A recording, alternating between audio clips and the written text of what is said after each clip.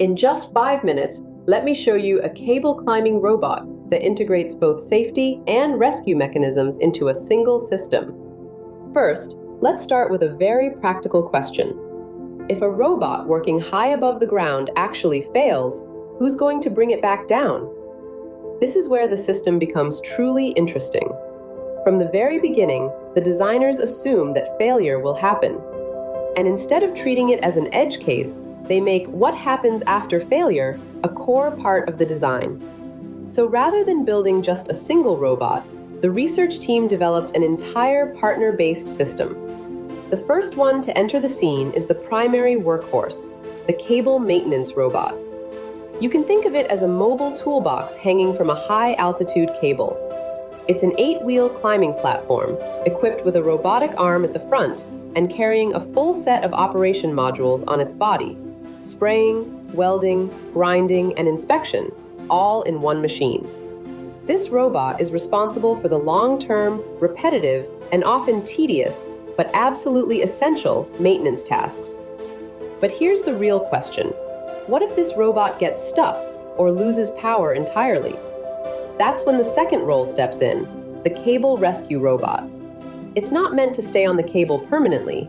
Instead, it functions more like a standby aerial tow truck.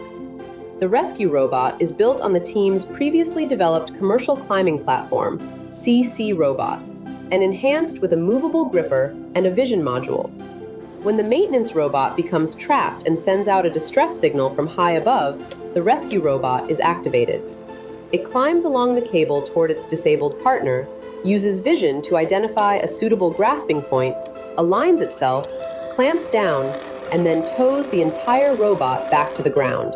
There's an even more fundamental question to answer. The first challenge isn't climbing at all. It's how to mount the robots onto the cable in the first place. The entire climbing platform is designed as 2 left-right symmetric halves, connected by a hinged locking mechanism, essentially forming a clamp that can open and close like a mouth. Before installation, all linkages in the motion and attachment units are adjusted to their shortest length, allowing the drive wheels to fully open and preventing additional pressure from being applied to the cable during engagement. After the platform is closed, a 4-bar linkage suspension mechanism comes into action. The wheels are pressed firmly against the steel cable, while preloaded tension springs provide continuous adhesion force. By adjusting the linkage lengths, the contact pressure between the wheels and the cable can be precisely controlled, secure enough to grip firmly, yet gentle enough not to damage the cable. This step may seem minor, but it ultimately determines whether all subsequent high-altitude operations can even begin safely. But the real question is this: what happens if it suddenly fails tens or even hundreds of meters above the ground? The research team clearly asked themselves the same question, and their answer was very clear as well. A free fall is absolutely unacceptable. To prevent that, they designed a remarkably clever combination: a one-way clutch paired with silicone oil damping. Let's first look at what happens when the robot is climbing upward. In this phase, the one-way clutch is in its free rotation direction, very much like the freewheel on a bicycle when you pedal forward. The outer ring stays still. There's almost no friction between the inner and outer rings, and the drive wheels can rotate freely. The robot climbs without any extra load, essentially unaware that the safety system is even there. But the moment the direction reverses, everything changes. When the robot starts moving downward, or in a worse scenario, suddenly loses power, the one-way clutch immediately switches into a locked state, forcing the inner and outer rings to rotate together. Now, the outer ring acts like a spoon plunged into honey, stirring through silicone oil. Move it slowly, and you barely feel any resistance. Spin it faster, and the honey grabs hold instantly.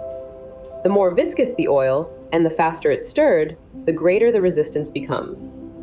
This is a classic case of velocity-dependent damping.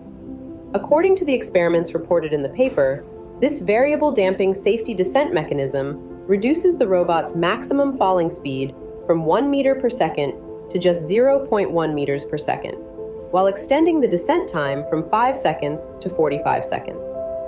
You might be wondering, What if the situation is even worse? For example, what if the robot gets stuck on a cable hundreds of meters above the ground, unable to move up or down? That's when the second line of defense truly comes into play, the cable rescue robot. You can think of it as an aerial tow truck built specifically for robots. Once the maintenance robot sends out a trapped signal, the rescue robot is activated.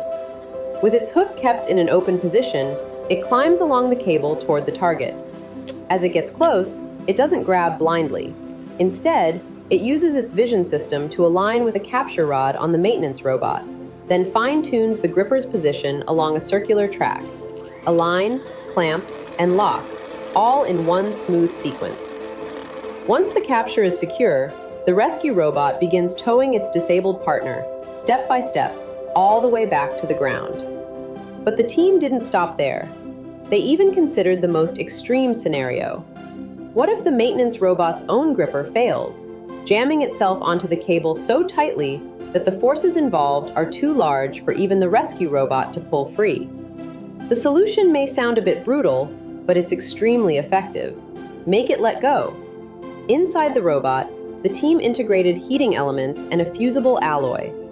Under normal conditions, the gripper behaves like a hand that's tightly locked onto the cable. But once the internal heaters are activated, the temperature rises to above 70 degrees Celsius within a short time. At that point, the alloy melts, almost like ice cream, releasing the final mechanical lock. The palm of the gripper then actively opens and lets go of the cable. The entire process takes just tens of seconds, allowing the robot to, quite literally, sacrifice its grip to save itself, like a gecko dropping its tail to survive. This is the cable climbing robot system and its integrated safety and rescue mechanisms introduced in this work. The robot has been tested on more than 500 cables, covering a total distance of approximately 500,000 meters. Throughout these trials, it successfully handled a wide range of real-world challenges, including moss-covered cable surfaces, helical rib-shaped obstacles, and hot, humid environments. All of this points to one key takeaway. This system isn't just something that works in controlled experiments. It's a solution designed to operate reliably for long periods, suspended high above the ground in real-world conditions. If you enjoyed this, don't forget to like and subscribe so you won't miss more amazing robotics.